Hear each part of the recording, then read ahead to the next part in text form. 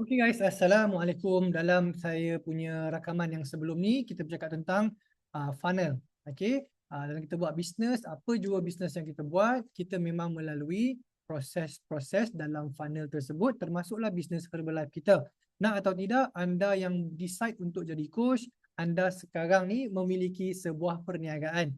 Sama ada perniagaan itu turnover dia banyak atau sikit, it's a different conversation. Tapi realitinya adalah anda sekarang ni adalah business owner, entrepreneur, seorang usahawan yang anda sedang running your own organization or your own business. So you need to know the basic of the business. Okay, so one of the things yang kena faham, number one, business kena ada customer. Okay, business kena ada customer. In our business kita ada customer, kita ada business partner, kita ada members dan sebagainya lah kan. So dalam video kali ni pula saya nak fokuskan kepada before we go to the having those customers, kan, kita nak cakap tentang kita punya the first part of the business, which is the leads. Okay, so hari ni kita just fokus kepada part yang atas ni sahaja, so you can ignore the part-part yang di bawah tu. Okay, leads.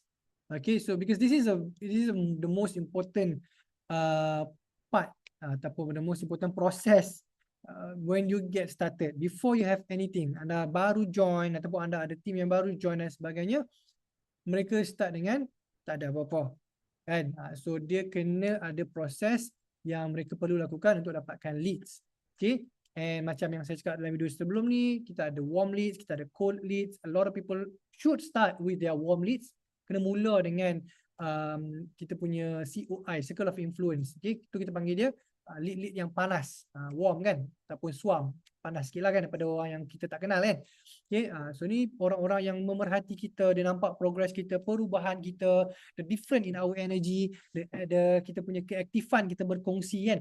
So that's why kita galakkan untuk anda kongsi, share your journey, put in your WhatsApp status paling tidak pun, supaya orang-orang sekeliling ni dia tahulah anda sedang momentum buat sesuatu. Tidaklah mereka tiba-tiba anda approach tu dia terkejut tak tahu apa yang berlaku ni kan. So biar mereka tahu apa yang anda buat, sambil-sambil anda sharing, sambil-sambil anda build your business, so people see your progress. Very very important with your warm leads. And then cold lead ni anda pun dah boleh mula dah, tapi anda kena faham dia tak boleh dapat hasil yang banyak lagi dekat cold lead. You don't have a lot of control. Anda tak ada control dekat cold leads ni at the beginning. Okay, you have a lot of control dekat warm sebab anda yang contact mereka, anda yang bagi flyers contohnya, anda yang bagi WhatsApp kat mereka. So you can actually have a certain control dalam warm leads punya situation. Okay, dia kontra sikit dengan cold leads until you get to a certain point where you have big numbers ataupun you dah ada credibility dekat platform you, then you have a little bit of control kat situ. Okay, but that is not apa yang saya nak cakapkan dalam video ini. Apa yang saya nak share adalah something yang saya dengar I don't know, a few months back, yang memang saya pegang benda tu with regards to a lot of aspect in our business, and it is also applicable dekat bahagian lead generation ini. Okay, apa dia benda tu? Benda tu adalah berkaitan dengan quality versus quantity ataupun quality and quantity. Okay, ni benda ni saya dapat daripada salah satu training daripada Alex Hormozi, multi-million dollar entrepreneur, kan. Dia kata macam ni, dia kata a lot of us ataupun mitos yang kita selalu dengar, bukanlah mitos tapi the normal culture ataupun the norms that we usually hear adalah it's quality versus quantity, kan. Orang selalu kata, kita selalu dengar benda ni, kita nak orang yang berkualiti instead of quantity, kan, ataupun kita nak benda yang berkualiti compared to benda yang banyak quantity kan. Okay, so Alex Hormozi dia propose an idea, iaitu quantity itself adalah a form of quality. So dia bukan quantity versus quality, tapi quantity yang banyak juga adalah sejenis quality. Contohnya, kita bagi contoh dalam konteks kita nak dapatkan leads. Anda baru nak mula, anda tak pandai lagi bercakap, so your script is not quality script, ataupun konten yang anda share kat status anda tu tidaklah berkualiti sangat. But you share a lot of things, you share to a lot of people. Okay, mungkin anda tak boleh buat konten macam saya, contohnya saya buat, saya edit, saya ada masa untuk edit semua tu kan. So saya buat benda yang fokus kat quality. Okay, Tapi anda boleh buat something yang kuantitinya banyak. Anda boleh share dekat 100 orang contohnya, satu message sehari kan, satu apa nama ni message yang anda dah karang, walaupun taklah berkualiti sangat, tapi anda hantar dekat 100 orang. Itu pun adalah a form of quality and you can actually get ahead of people yang fokus dekat quality saja. Okay, so ini especially kat orang-orang yang baru kan, jangan risau tentang quality sangat. Jangan macam fokus nak, alamak aku tak nak lah, skrip aku ni apa nama ni tak bagus lah kan, aku tak pandai cakap lagi, aku tak, you think about quality too much. It's okay, don't worry about that. You are just getting started. Ataupun anda sekarang ni mungkin nak momentum tu nak bina balik kan, do not worry too much about quality. Fokus pada buat benda yang banyak, massive quantity, sebab quantity juga adalah satu form of quality. Okay, so if you don't have access to benda-benda yang ataupun access pada masa kan untuk buat benda-benda yang too high quality, you can still be a quality business builder by doing a lot of things ataupun by doing massive numbers.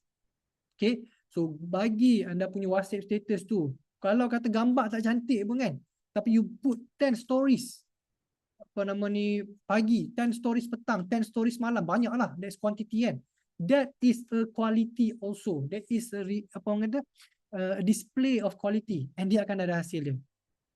Okay, anda tak pandai lagi bercakap dengan orang tapi anda nak bagi flyers contohnya kan, bagi banyak flyers, that is a form of quality as well. Okay, apa lagi, content. Okay, maybe you cannot make content macam orang yang ada a lot of time to produce quality content, but sehari dekat you punya IG contohnya ataupun TikTok you can put 20 content. That is also high quality work.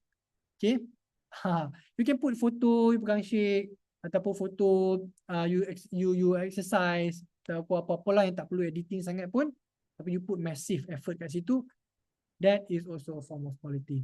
Okay, so apa nama ni, another way to look at it ataupun another way to say it adalah, this is I learned from one of my mentors, President Team Roger Shahata. Dia kata, what you lack in skill, you make up in numbers. Itu also talking about the same thing. Kan? If you tak pandai buat sesuatu, you buat sesuatu tu dengan banyak. Kan? So, ini especially kepada kita yang baru lah, kepada yang baru, yang sentiasa ada this battle inside, conflict inside, kata I tak pandai buat tu, I tak pandai buat ni. It's okay. Buat je apa yang anda tahu, tapi buat dalam kuantiti yang sangat banyak sampai dia jadi quality benda, quality work. Okay, so that's it. I think I don't want to go into detail apa dia, macam mana nak post apa benda semua ni. Just as long as you faham that fundamental, which is quantity is a form of quality as well, and what you lack in skill you can make up in numbers. Okay, anda boleh catch up dengan melakukan kerja yang banyak ataupun melakukan sesuatu secara masif. It will give you a certain, kata apa, rasa lega sikit kan. So I hope that helps. Okay, and today is end of month, so this is still early. Jom push, let's put a lot of things out there, a lot of values out there. Semoga ada manfaat pada orang lain, dan at the end of the day dapat manfaat pada anda balik dalam bentuk business growth anda. Okay, itu saja guys. Assalamualaikum, jumpa anda dekat whatever platform that we have. Bye bye.